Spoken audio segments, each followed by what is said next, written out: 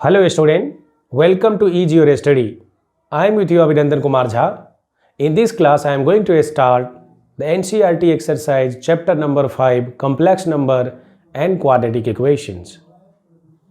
सबसे पहले मैं ये बताना चाहूँगा आपको कि पिछले क्लास 10th में आपने क्वाड्रेटिक इक्वेशन को पढ़ा था, उसके जनरल फॉर्म को जानते हैं, उसके रूट्स निकालने के मेथड्स भी जानते हैं, जैसे कि फैक्टराइजेशन मेथड जिसको आप मिडिल टर्म स्प्लिटिंग मेथड्स भी क्लास 9 में कहते थे, और एक और मेथड जानते हैं क्वाड्रेटिक फार्मूला।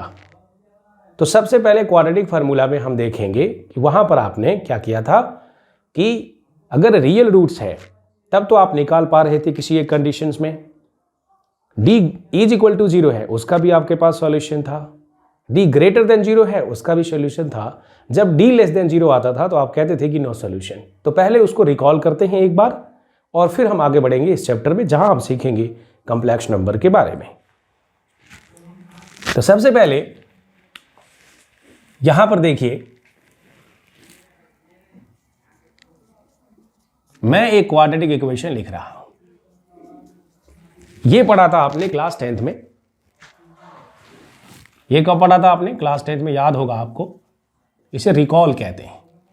पास्ट में आपने क्या पढ़ा था, पिछले क्लास में क्या पढ़ा था, उससे हम कनेक्ट कर पा रहे हैं कि नहीं, फिर उसको ध्यान में रखते हुए हम आगे नई चीज सीखेंगे। तो यहां पर यह क्वाड्रेटिक इक्वेशन का जनरल फॉर्म था जिसमें एक्स स्क्वायर का कोफिशिएंट a, एक्स का कोफिशिएंट b और c कांस्टेंट टर्म था। मैं यहां पर बात कर रहा हूं क्वाड्रेटिक फार्मूला की। ये क्वाड्रेटिक फार्मूला क्या होता है जरा मैं एक बार रिकॉल कर देता हूं, जिसमें हम x की दो वैल्यू लिखते थे 1 और 2, 1,2 लिखा है मैंने, और आप लिखते थे -b plus minus under root b square minus 4ac by 2a, जहां पर b स्क्वायर माइनस 4ac को हम क्या कहते थे? d कहते थे। So d is equal to b square minus 4ac, यही होता था। लेकिन यहां पर कंडीशन क्या था कि अगर कहते हैं d ग्रेटर देन 0, तब तो इसका हमें मिलता था क्या? d ग्रेटर देन 0, तो इसको हम कहते थे real and distinct root. Real and distinct root ये कहते थे। d इक्वल टू 0 के लिए यहां भी हमारे पास सॉल्यूशन था जिसके लिए हम कहते थे रियल एंड इक्वल रूट, याद है? तो रियल एंड डिस्टिंक्ट रूट का मतलब क्या है? अरे रूट से मतलब एक से ज्यादा है, तो ऐसे एक इसमें हम लगा सकते हैं d इज इक्वल टू 0 को कहेंगे रियल एंड इक्वल रूट्स। तो ये हमें मालूम था। लेकिन एक और केस था अपने पास, वो कहता है कि अगर d लेस देन 0 हो जाए, d लेस देन 0 हो जाए, then what will you do?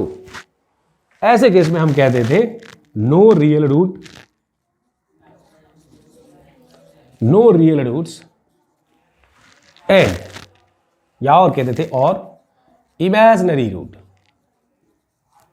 Imaginary roots. ठीक है? तो यहां पर हम क्या देख पा रहे हैं कि अगर मैं कहता हूं कि ये इमेजिनरी रूट्स है, तो पूरे एक्सरसाइज में गलती से भी अगर 1 से 2 कहीं प्रॉब्लम आ जाए तो आप कहते थे नो सॉल्यूशन, ये तो सॉल्व हो ही नहीं सकता, इसको आगे बढ़ना नहीं है, इसको आगे सॉल्व नहीं करना है। ठीक है? तो जैसे ही आप डी चेक करते थे किसी भी प्रॉब्लम को क्वाड्रेटिक फार्मूला लगाने के लिए, और ऐसे तो कई बार find the nature of the roots निकालने के लिए आप डी की वैल्यू निकालते थे, and at that time you focus on that whether D equal to 0, d is equal to 0, d less than 0। और उस समय आप in general you use to say कि भाई अगर d greater than equal to 0 आ जाएगा तब तो ठीक है, d greater than equal to 0 आ गया तब तो रियल रूट हो जाएगा। लेकिन d लेस देन 0 पे नो रियल रूट्स था और आप ऐसे प्रॉब्लम्स को छोड़ देते थे। याद करिए, आप याद होगा। तो जब d लेस देन 0 पे छोड़ देते थे, क्या इस तरह के इक्वेशंस का हम कभी भी सॉल्यूशन निकाल सकते हैं? That is the question. तो अब हम चेक करेंगे कि क्या सच में इस तरह के प्रॉब्लम का कभी कोई सोल्यूशन नहीं होगा। फॉर एग्जाम्पल, मैं यहां पर एक एग्जाम्पल दे रहा हूं, देखिए, going to give you an example.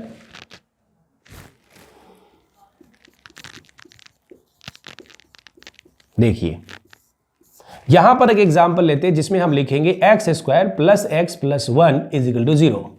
ये एक सिंपल क्वाड्रेटिक इक्वेशन है जिसको हमें लिखना है, x square plus x plus 1 is equal to 0। ये हमारा एक क्वाड्रेटिक इक्वेशन है। मैं कहता हूं इसको सॉल्व करके दिखाओ, इसकी में एक्स की वैल्यू क्या होगी। तो अगर ये क्वाड्रेटिक है क्योंकि इसकी डिग्री 2 है, तो डिग्री 2 है, क्वाड्रेटिक है, ये हमें पता चल गया। क्वाड्रेटिक फार्मूला क्या कहता है कि जब हम d की वैल्यू निकालेंगे तो वो हो जाएगा बी स्क्वायर माइनस 4ac। वो चेक करेंगे और इसका किस तरह का रूट आएगा। यहां पर हमने देखा कि इसमें a की वैल्यू क्या है, 1 है, मैं लिख देता हूं एक्स स्क्वायर का कोफिशिएंट, और b क्या है, हमारा x का कोफिशिएंट है, तो जो 1 है, और c भी 1 है। फॉर्चुनेटली 1 a भी 1, b भी 1 और c भी 1 है, तो ये बी स्क्वायर माइनस 4ac हो गया। अब अगर हम b की वैल्यू यहां लिखेंगे तो 1 स्क्वायर माइनस 4a और c हमारा 1 है, 1 minus 4 this is minus 3, this is less than 0। तो यहां पर हम देख रहे थे कि ये माइनस 3 आ गया जो कि लेस देन 0 है। तो हो क्या रहा था एक्चुअली में, उस टाइम किसी ने ध्यान दिया होगा, बहुत लोगों ने ध्यान नहीं दिया होगा। बेसिकली जब मैं इसका रूट निकालने जा रहा हूं तो मुझे यहां पर क्या मिल रहा है वो मैं बता रहा हूं। मैं इसको साइड में ले लेता हूं। जब ये फार्मूला लगाऊंगा मैं इसमें x1 2 मतलब x की दो वैल्यू 1 और 2 माइनस b, ये हमारा 1 था, plus minus under root b square, तो b हमारा 1 है, और ऑलरेडी हमने ये तो ऑलरेडी निकाला है B square minus 4ac। In fact मैं इसको ऐसे भी लिखता तो कोई दिक्कत नहीं है, minus b plus minus under root d by 2a, हम ऐसा भी लिख सकते थे।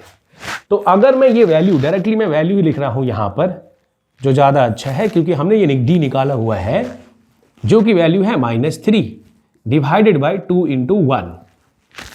वास्तव में अगर हम क्वाड्रेटिक फार्मूला ऑनेस्टली लगाते तो इसमें हमें यही सॉल्यूशन मिलता, यानी ये इसका सॉल्यूशन है। आप चाहे तो उस समय तक आप ऐसा लिख सकते थे, एक वैल्यू -3/2 और दूसरा यहां पर हो रहा था -1 माइनस रूट 3/2 हो रहा था, याद होगा आपको। तो यहां क्या देख पा रहे थे हम,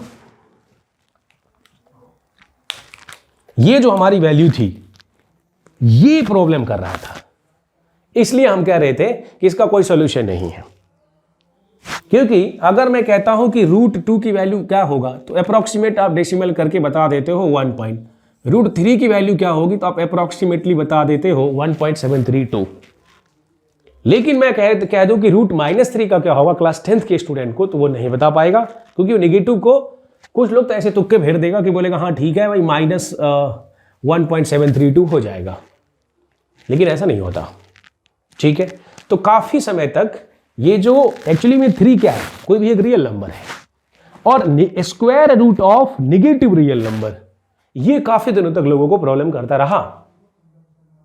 यानी अगर हिस्ट्री में देखें तो 16-17 सेंचुरी तक इन लोगों का कहीं पर भी इस तरह के नंबर का सॉल्यूशन नहीं पाया जाता है। तो बाद में लोगों ने सोचा कि एक्चुअली में we don't have any problem with under root 3, but what exactly the problem is coming because of the square root of -3।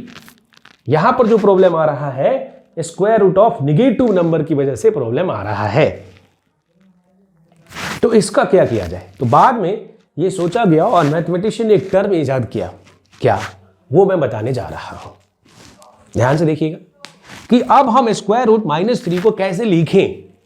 अगर हम कुछ ऐसा लिख पाते हैं तब तो सॉल्यूशन तो आ गया है। ऐसा तो नहीं है कि ये इक्वेशन अनसॉल्वेबल है इस दुनिया में और इसकी कोई वैल्यू नहीं आएगी, एक्स की कोई वैल्यू नहीं आएगी।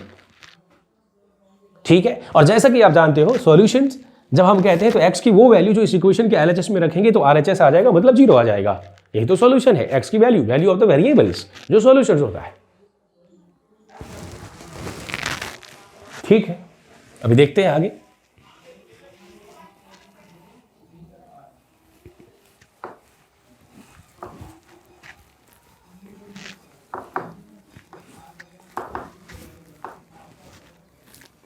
तो यहां पर हम देख पा रहे हैं ये जो हमारा नंबर है नेगेटिव नंबर्स, यही प्रॉब्लम तो कर रहा है, ठीक है। √-3 प्रॉब्लम कर रहा है कि नहीं कर रहा है, ये प्रॉब्लम कर रहा है। अब बाद में सोचा गया कि ये जो प्रॉब्लम है इसको हम सॉल्व कर सकते हैं √-3 को थोड़ा बड़ा लिख देता हूं, मे बी शायद छोटा दिख रहा होगा, तो कोई बात नहीं, बड़ा कर देते हैं। ये 3 × -1 हो जाएगा, ऐसा लिख सकते हैं, ठीक है। क्योंकि प्रॉब्लम कहां पर आ रहा है, negative of any real, square root of negative real number पे प्रॉब्लम आ रहा है। स्क्वायर रूट ऑफ, जैसे मैं अगर कह दूं √5, आई डोंट हैव एनी प्रॉब्लम, मैं इसकी वैल्यू बता सकता हूं 2.236, ऐसा हमने कुछ बना लिया या निकाल सकते हैं, ऐसा हमने याद कर रखा है, ठीक है, लेकिन आप चाहे तो इसको निकाल सकते हैं। लेकिन अगर मैं ये कह दूं कि √-5 क्या होगा, इसकी वैल्यू क्या होगी, तो यहां पर आ जाता है नो सिग्नल। अब इसकी सॉल्यूशन कैसे निकालेंगे, तो देखा गया कि हर प्रॉब्लम में चाहे मैं √3 लिखूं चाहे मैं √-3, तो ये जो square root of negative real number, कहां पर square root of negative real number ही प्रॉब्लम कर रहा है, तो इसको क्लोजली ऑब्जर्व किया गया कि भाई इसमें देखा जाए बार बार तो ये -1 आ रहा है। तो कोई भी जो चीजें बनाई जाती है, डेवलप की जाती है, क्रिएट की जाती है, वो ऑब्जर्वेशन से आता है, एक्सपेरिमेंट से आता है। तो यहां पर जो हमारे मैथमेटिशियन उन्होंने देखा कि बार बार ये -5 आ रहा है, जैसे मैं -7 भी लिख दूं और इसका कहता हूं स्क्वायर रूट निकालो, लोगों ने क्या देखा कि यार ये तो ऐसे लिख सकते हैं √7 × √-1, क्योंकि I don't have problem with the √7 but I have the problem with the square root of -1, even square root of -1, यानी अगर मैं स्क्वायर रूट ऑफ 1 कहता हूं तो इसमें भी मुझे कोई प्रॉब्लम नहीं है, ये 1 होता है। लेकिन यहां प्रॉब्लम हो रहा है स्क्वायर रूट ऑफ -1 पे कि इसकी वैल्यू क्या होगी। तो लोगों ने भाई ऑब्जर्व किया, हमारे जो मैथमेटिशियन थे, मैंने तो नहीं इजाद किया है, लेकिन मैं इतना बता सकता हूं, अप्रोच बता सकता हूं कि कैसे चीजें ऑब्जर्व करके नई चीजें क्रिएट की जाती है, डेवलप की जाती है। तो ये 7 × √-1 है।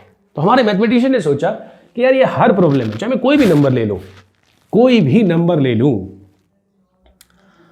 इनफैक्ट मैं 8 आयोटा ले लेता हूं, सॉरी -8 ले लेता हूं, तो ये क्या होगा, मैं अगर ये कह देता हूं -8, तो इसमें भी ये माइनस वाला ही प्रॉब्लम है। इसको ऐसे लिख सकते हैं स्क्वायर रूट ऑफ 8 × -1, ये लोगों ने देखा।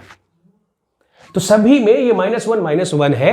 तो कुछ लोगों ने पढ़ा था किताब में कि भाई इसको हम ऐसे लिख सकते हैं square root of 8 × square root of -1, क्या प्रॉब्लम है, मैं इसको ऐसे लिख सकता हूं square root of 7 × square root of -1, यहां पर square root of 5 × square root of -1 लिख पा रहे हैं। फिर बाद में जो हमारे मैथमेटिशियन थे उनको समझ में आया कि अच्छा तो हम ऐसा कर सकते हैं, ये जो मेरा स्क्वायर रूट ऑफ -1 है, हर जगह स्क्वायर रूट ऑफ -1 है, इसको कुछ अगर हम डिनोट कर दें, यही तो खतरा पैदा कर रहा है, यही चीज तो खतरा पैदा कर रहा है। अगर मैं इसको कुछ नया नंबर डिनोट कर दूं, कोई नया वेरिएबल दे दूं, तो √8 में, √7 में, √5 में आई डोंट हैव एनी प्रॉब्लम, मुझे कोई प्रॉब्लम नहीं है। और इसी तरह से, ठीक इसी तरीके से एक नया टर्म इंट्रोड्यूस किया गया और उसे बोला गया i, that is called as iota, यानी ये जो नंबर है इसको उन्होंने बोला आयोटा, ठीक है। हालांकि ये आई लिखा है, अंग्रेजी का आई है, लेकिन टू डिफरेंशिएट आई और 1 एटसेट्रा, उन्होंने उस समय जो नाम दिया इसका आयोटा। तो पढ़ने के लिए आप इसको आई बोले या आयोटा बोले चलेगा, लेकिन मैं रिकमेंड करता हूं कि आयोटा ही बोलना। तो अब ये आयोटा की वैल्यू हो जाती है √-1, फाइन, यानी ये वैल्यू आयोटा को उसने पूरा बोल दिया कि भाई तू प्रॉब्लम कर रहा है, ये ले, तुझे मैं आई मान लेता हूं। अंडरस्टूड। अब जितने भी negative square root of real number थे वो अब तक आजाद हो चुके हैं, अब वो मुक्त हो चुके हैं। अब वो कह रहे हैं कि yes, now I can leave and I can be written like that square root of 8 iota. यहां पर इसको लिख सकते हैं √7 × आयोटा, राइट। ये जो नंबर इंट्रोड्यूस हुआ बेसिकली वो इमेजिन की गई, वो क्या किया गया, इमेजिन की गई, इसलिए इसको इमेजिनरी नंबर कहते हैं। दिस इज इमेजिनेशन, कि हम इसको कुछ मान रहे हैं, कोई नया टर्म दे रहे हैं, ये वास्तव में इमेजिन किया गया। और चूंकि ये इमेजिन किया गया इसलिए इसका नाम बोला गया कि भाई ठीक है, रियल नंबर, कोई भी नंबर में आपने natural number, whole number, integer, बहुत तरह के नंबर्स आपने पढ़े, बट बाद में रैशनल, इरेशनल सब, और रियल नंबर भी पढ़ा। तो इसका भी कोई अगर हम नाम दे दे जिसमें ये आई या आयोटा आ जाए, उसको उन्होंने बोला कि इसका नाम दे दो इमेजिनरी नंबर। और एक नया सेक्शन आ गया इमेजिनरी नंबर का, रियल नंबर के बाद। एक नया सेक्शन आ गया इमेजिनरी नंबर का। तो चूंकि इमेजिन किया गया इसलिए उसको हम इमेजिनरी नंबर कहते हैं। इसके पीछे इसका कोई और दूसरा लॉजिक नहीं है। नहीं तो इमेजिनरी नंबर है, अंग्रेजी का शब्द है इमेजिन, वहीं से तो बना इमेजिनरी, और ये इस तरह से बढ़ा। अब सवाल उठता है कि हमने आयोटा की वैल्यू भी जान लिया, ये स्क्वायर रूट ऑफ -1 होता है, जिसको आई बोलो या आयोटा बोलो, ठीक है। लेकिन कोई जरूरी तो नहीं है कि हर हमेशा आयोटा वाला ही नंबर मिले। क्या ऐसा भी हो सकता है, क्या ऐसा भी हो सकता है कि आपका जो एक नंबर है रियल, मान लीजिए एक रियल है और यहां से मैंने 7 आयोटा उठाया और मैंने इसको बोला √7 इंटू आयोटा, √7 इंटू आयोटा। अब ये जो हमारा एक नंबर है, बेसिकली ये जो नंबर है हमारा, this number is called as, इसमें दोनों पार्ट है, यानी यहां पर अगर हम देखें तो इसमें एक रियल पार्ट है, एक रियल पार्ट है, और क्योंकि 2 में तो आयोटा नहीं है ना, तो जहां आयोटा लगेगा वो इमेजिनरी नंबर है। जहां आयोटा नहीं है, जैसे मैं कहता हूं कि 3 without iota it is real number, लेकिन अगर आयोटा लगा दिया तो वो इमेजिनरी नंबर है। यानी ये जो पार्ट है उसका, उसको हम कहते हैं इमेजिनरी नंबर, इमेजिनरी नंबर, ठीक है। अब सवाल उठता है कि ये एक नया नंबर हो गया, एक ऐसा नंबर जिसमें रियल पार्ट भी है और इमेजिनरी पार्ट है। अब बहुत ही मुश्किल सा है, बहुत ही कॉम्प्लेक्स सा है, क्योंकि एक ऐसा नंबर है जिसमें रियल पार्ट भी है, इमेजिनरी पार्ट भी है। तो इस नंबर को हम क्या बोलें? तो बोला गया कि भाई ये थोड़ा मुश्किल सा है, डिफिकल्ट सा है, पहली बार बच्चा सीख रहा है, क्यों ना इसका नाम हम कॉम्प्लेक्स नंबर दे दें। तो अब यहां पर जो एक नया नंबर आया उसका नाम है कॉम्प्लेक्स नंबर।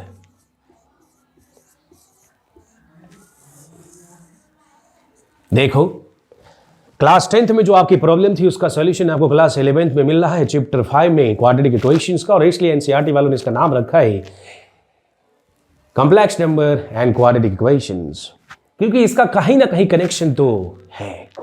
क्योंकि वहां पर जब d<0 था, उसी का आगे का एक्सटेंशन आयोटा मानते हुए अब हम चल पड़े हैं कॉम्प्लेक्स नंबर की तरफ। हम डिटेल में सीखेंगे। अब हमें अभी इस मोमेंट पे एक नंबर के बारे में पता चला, that is called as the complex number. ये एक कॉम्प्लेक्स नंबर है।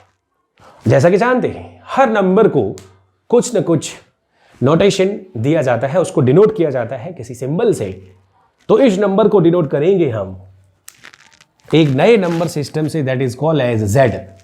हालांकि Z ऐसा लिखते हैं, लेकिन एक बच्चा क्लास में बैठा था और उसने ऐसा लिख के आ गया मेरे पास, मैं बोला कि भैया किसको 2 बोले, किसको Z बोले, या दोनों को ही Z बोले।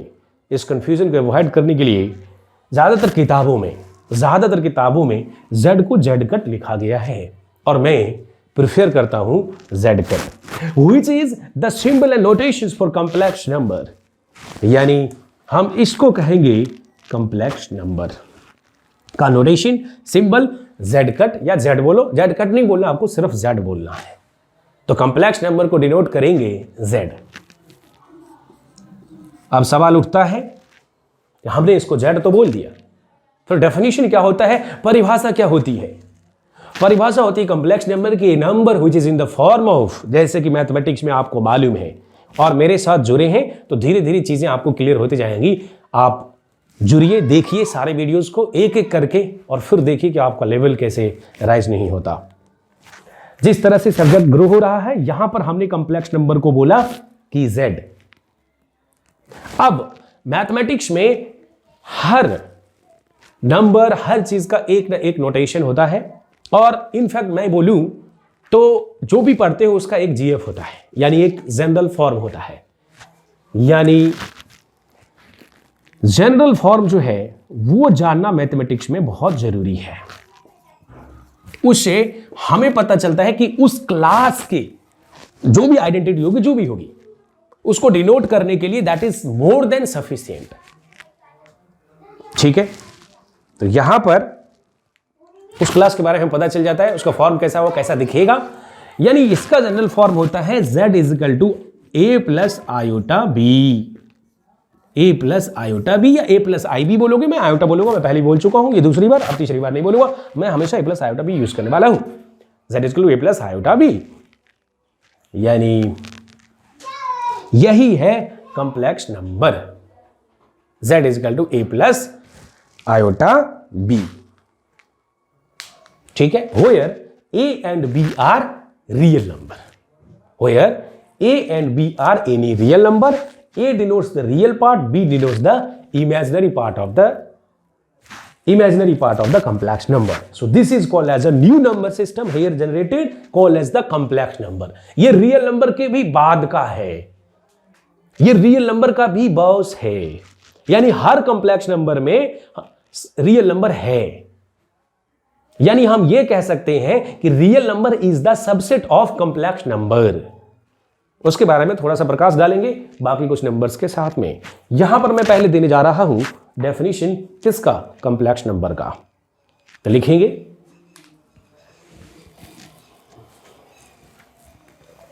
इसके बाद इसका डेफिनेशन।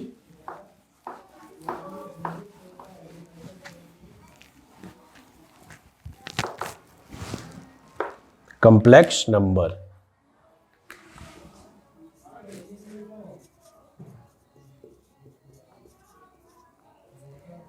इसका ऐसा नंबर लिखते हैं, कॉम्प्लेक्स नंबर का एक डेफिनेशन लिखते हैं यहां पर, a number in the form of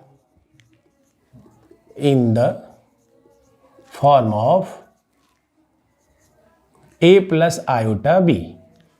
A number in the form of a plus iota b is called as complex number. Complex number which is complex number where a, यहां लिख देता हूं, where a and b are any real number, where a and b are any real number, and it is denoted by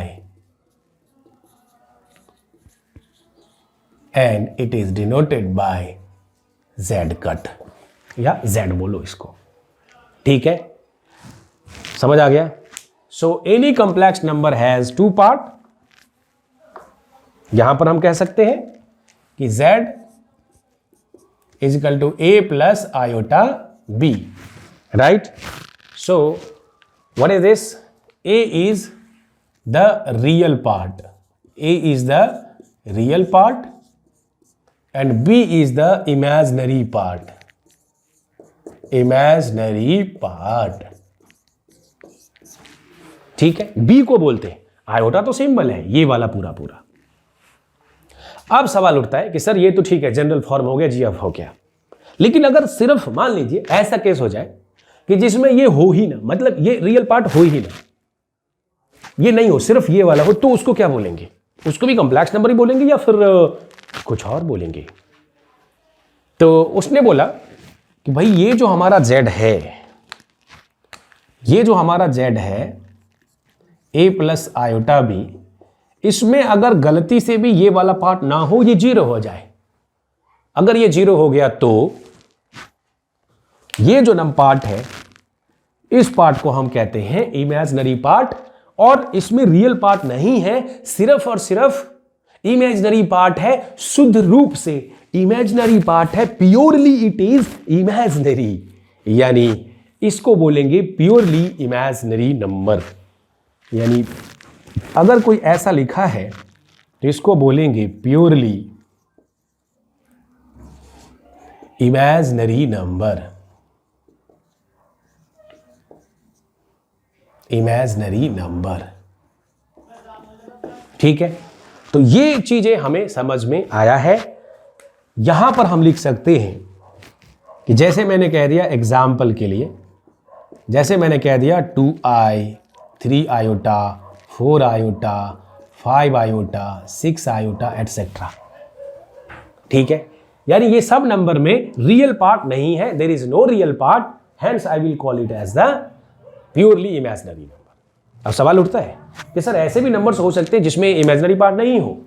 in fact ऐसा हो जाए कि मैंने एक कॉम्प्लेक्स नंबर लिखा z is equal to a plus iota b, जिसमें iota b नहीं है, सिर्फ और सिर्फ यही है, तो बोलोगे सर वो तो रियल नंबर है, वो तो रियल नंबर है।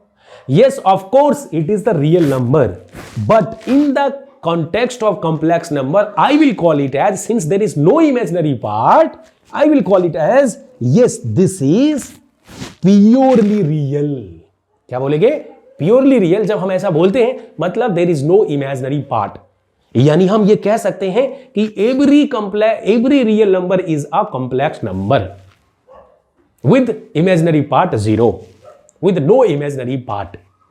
yes, अब बॉस नंबर भी आ गया है, थोड़ी देर के बाद बताऊंगा कौन सा नंबर किसका सबसेट है।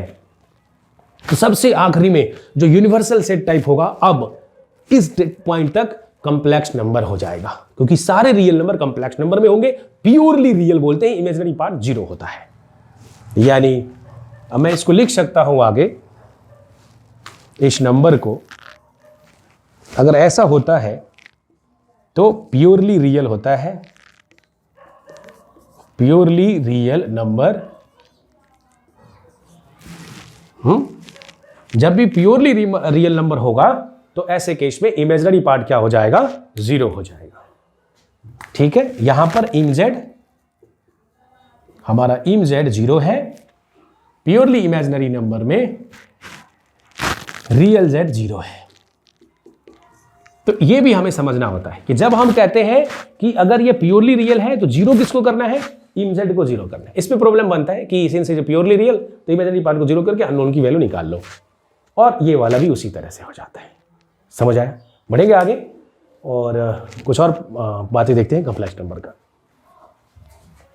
तो हमें समझ में आ गया ये कॉम्प्लेक्स नंबर क्या होता है।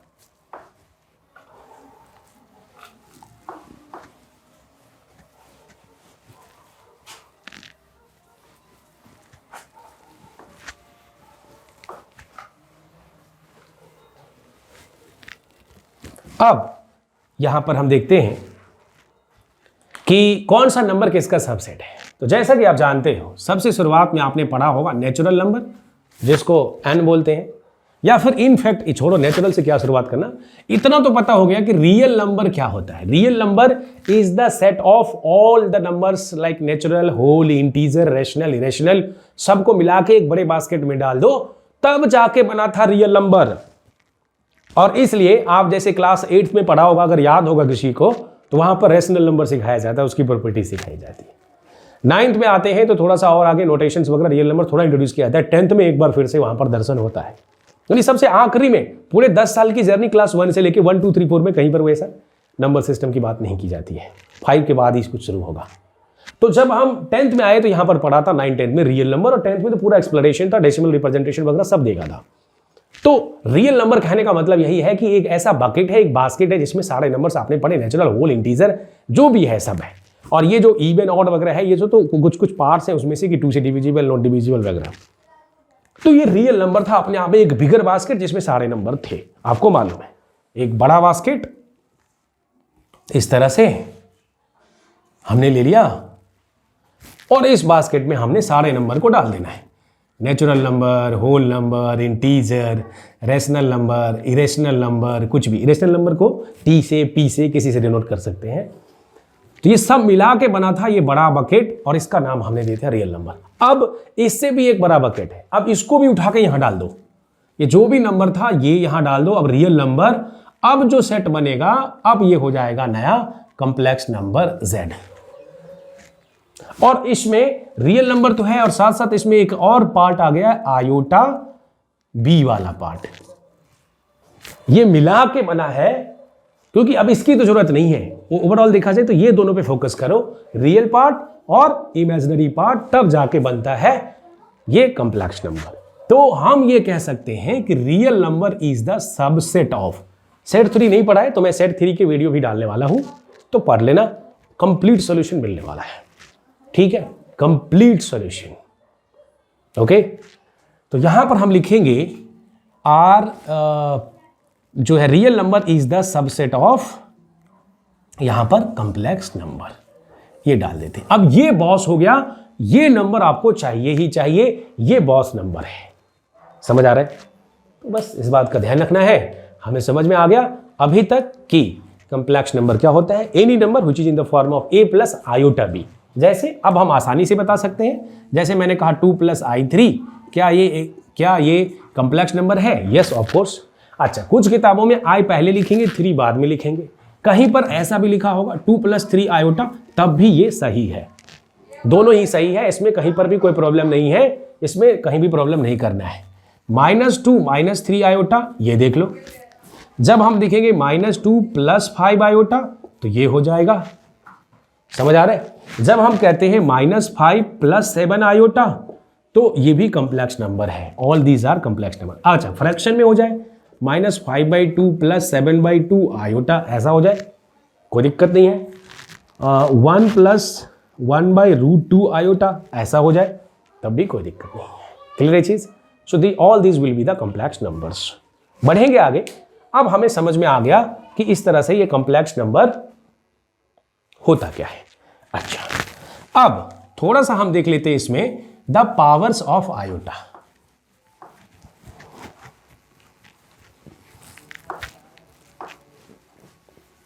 अभी हम इसमें हायर पावर्स ऑफ आयोटा देखेंगे। मैं यहां से लिखता हूं हायर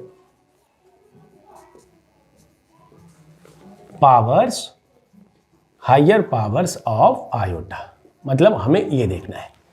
तो जब हम हायर पावर्स ऑफ आयोटा कहते हैं तो क्या कहना चाहता हूं भाई, आयोटा की वैल्यू तो हमें पता चल गई है, मैं यहीं से लिखूंगा, आयोटा की वैल्यू हमें पता चल गई है कि ये होता है √-1, ये आपको पता चल गया है। तो मैं अगर कहता हूं कि आयोटा का स्क्वायर क्या होगा तो क्या लिखोगे? तो ये लिखोगे √-1 का स्क्वायर, दिस इज -1। अंडरस्टूड? अब अगर हम देखेंगे आयोटा की पावर क्यूब क्या होगी, ये हमें लिखना होगा। तो इसको लिखेंगे iota square into iota, yes और नो? तो इसको लिख देंगे हम आयोटा स्क्वायर को minus iota into iota, this is minus iota, yes और नो?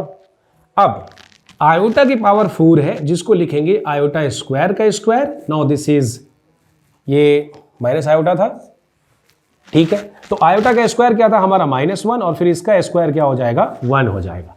तो अब आयोटा की पावर 4 तो हमें पता चल गई 1 हो गई, ठीक। इसी तरह से कोई भी पावर अगर हमें आएगा इसमें, आयोटा की पावर 5 है तो आयोटा की पावर 4 इंटू आयोटा, तो ये हो जाएगा आयोटा।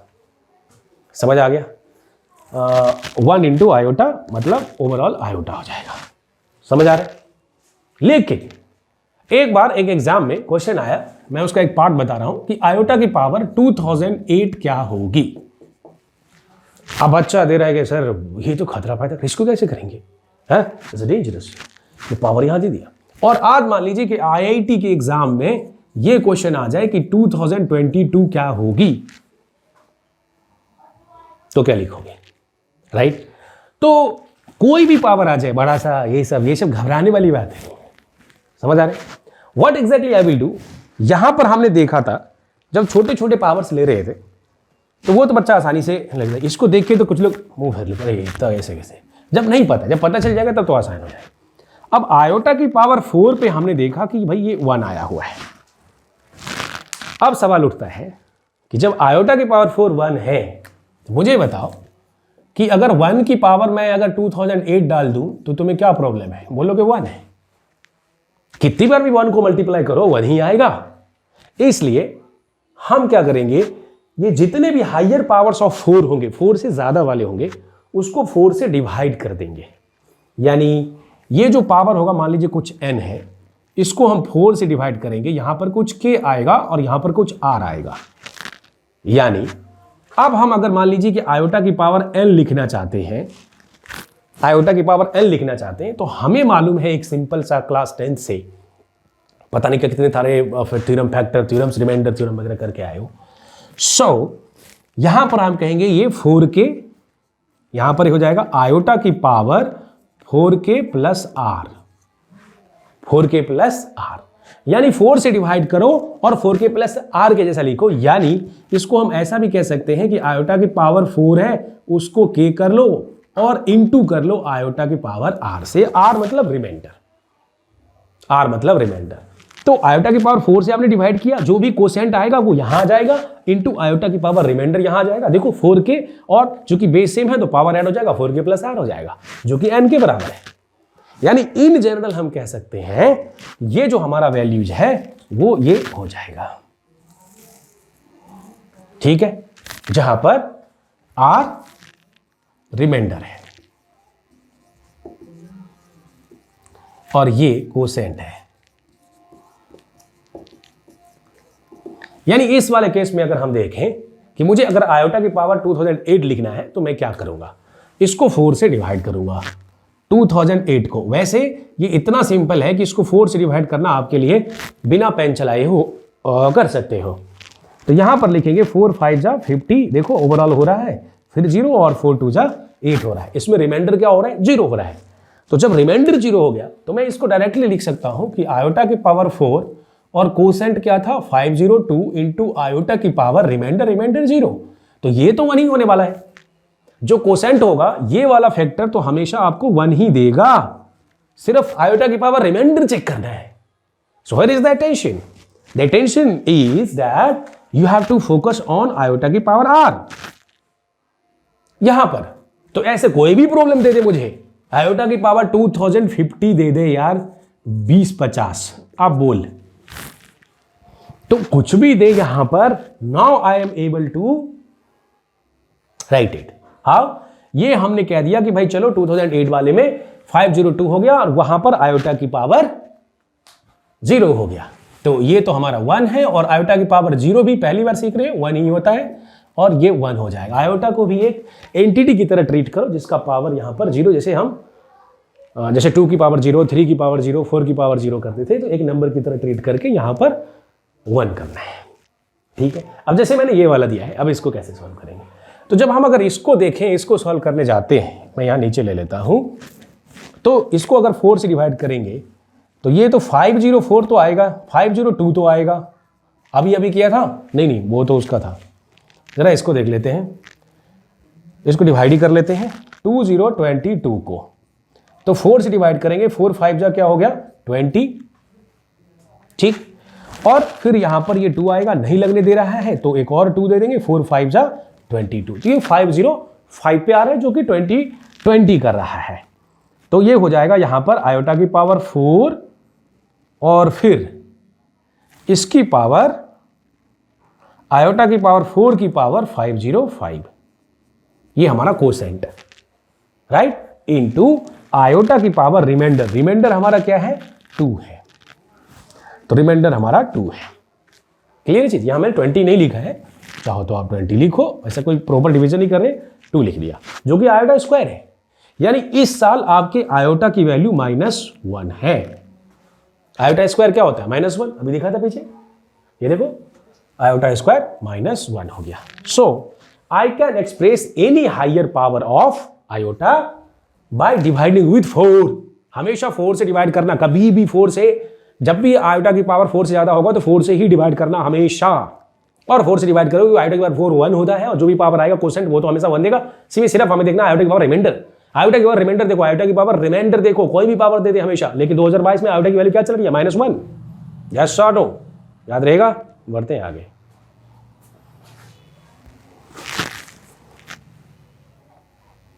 मैं अब करता हूं इसको।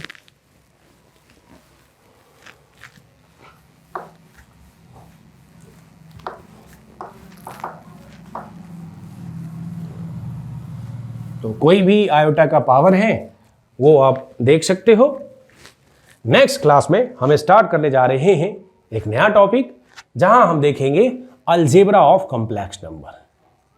अलजेब्रा ऑफ कॉम्प्लेक्स नंबर, ये देखना जरूरी है, क्योंकि एक नंबर पढ़े हो तो उसका अलजेब्रा भी पढ़ना जरूरी है। तो ये हम देखेंगे नेक्स्ट क्लास में, ये हम देखेंगे नेक्स्ट क्लास में। ओके।